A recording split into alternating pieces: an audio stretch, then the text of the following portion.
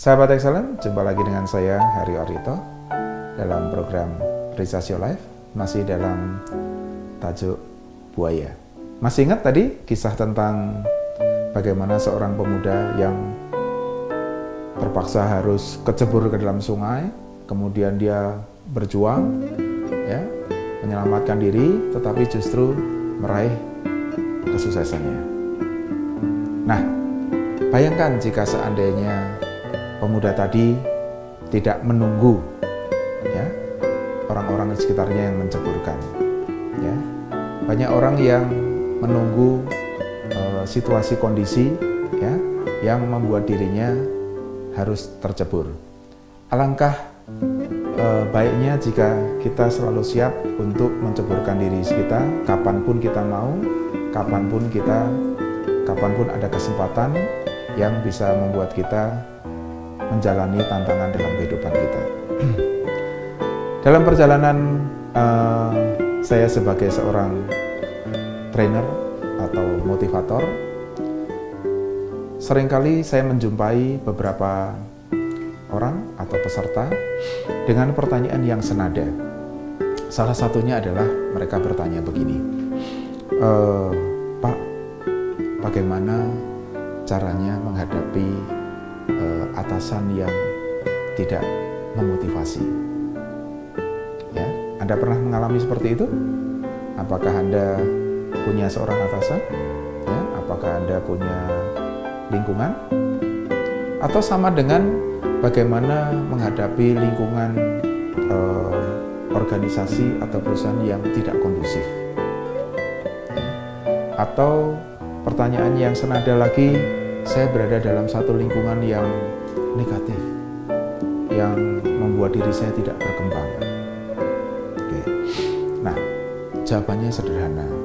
Ya, saya katakan kepada orang itu bahwa ketika saya bekerja sebagai profesional, saya mengalami begitu banyak atasan, saya mengalami begitu banyak bos, ya, dan di antara mereka ada yang membuat kita bersemangat, ada yang membuat kita berkembang, tapi tak sedikit juga yang tidak peduli dengan kita.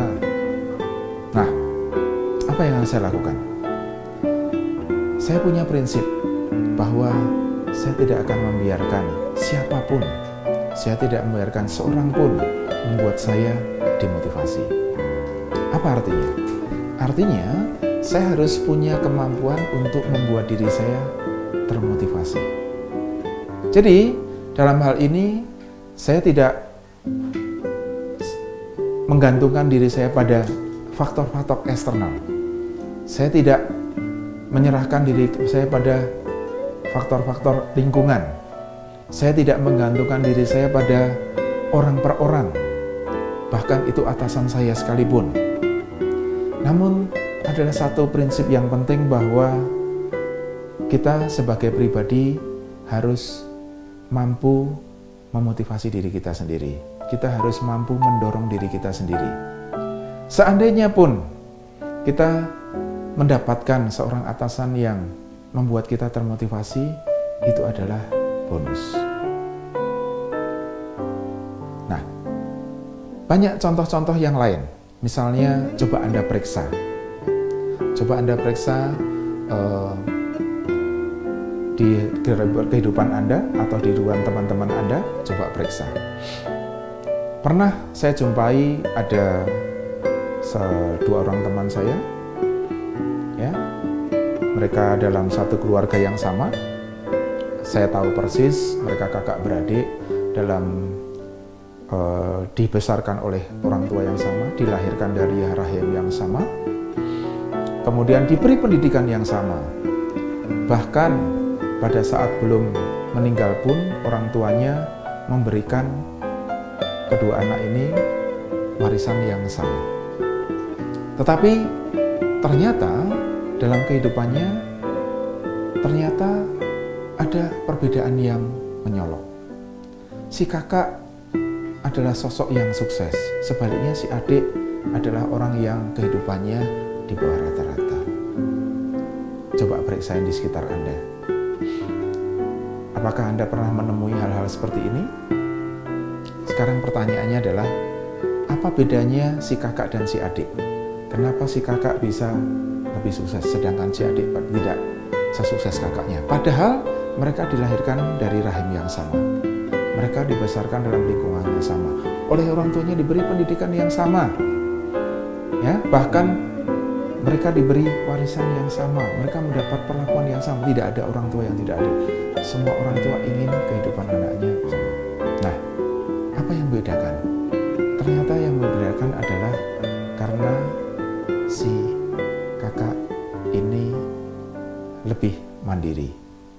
Ya, karena si kakak ini benar-benar tahu apa yang namanya faktor-faktor internal yang mampu membuat dirinya berhasil. Karena si kakak ini tidak terlalu mengandalkan faktor-faktor eksternal. Dia tidak terlalu peduli dengan faktor eksternal. Dia selalu mengembangkan dirinya. Dia selalu membuat dirinya berkembang. Dia tahu bagaimana membuat dirinya